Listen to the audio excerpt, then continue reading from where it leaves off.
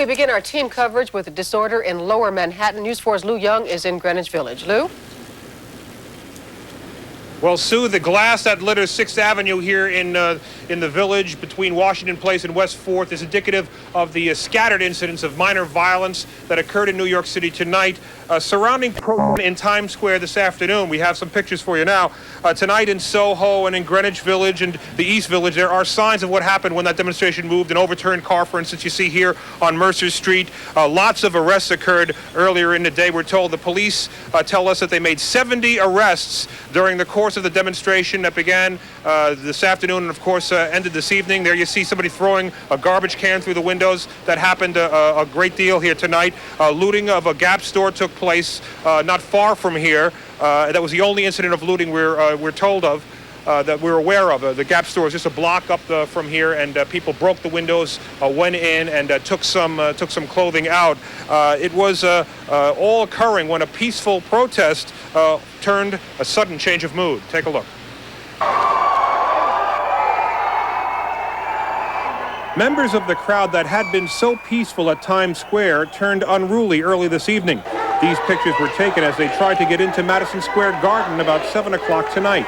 At this point, the crowd that had numbered roughly 300 had swollen to about twice that size. A line of police officers met them at the door to the garden and turned them back out onto the street.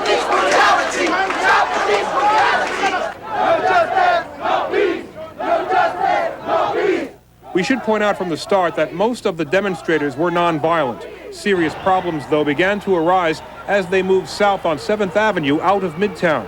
At West 15th Street, here, we witnessed a skirmish break out between police officers attempting to arrest several members of the crowd and people who kept chanting, "Let them go, let them go."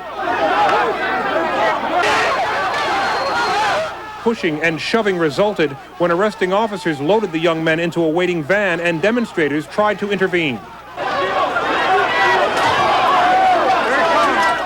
As a trash can tipped over and someone tossed a bottle, the cops moved in quickly and cleared that section of street in seconds, while a wall of helmeted officers momentarily held up the bulk of the demonstration a block away further up on 7th Avenue.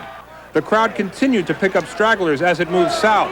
When they came through Washington Square Park, there were close to 2,000 at least. From here, some business store windows were broken as the group headed for Tompkins Square Park, and it began to get dark. Police stopped the group at St. Mark's Place, just short of Avenue A. Local residents of the park area, always ready, it seems, for a demonstration, came out of their apartments with ready-made banners, but police seemed to be under orders to keep the moving demonstration away from the park. Here's a live picture now of some of the cleanup work that lies ahead for shop owners here in Greenwich Village, especially along 6th Avenue and along McDougal Street, just up the block here in the village.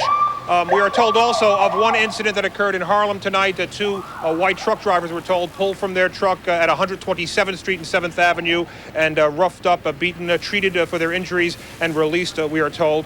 Other than that, there were 70 arrests in this part of Manhattan tonight, 28 in other parts of the city relating to protests, and 7 police officers treated for minor injuries after the incident near Tompkins Square Park. That's it right now. It is quiet, thankfully, in the city, and hopefully it will remain so for the rest of the night. We're live in Greenwich Village. Lou Young, News for New York. Back to the studio. Lou, what's your evaluation of the quality of the police work you saw?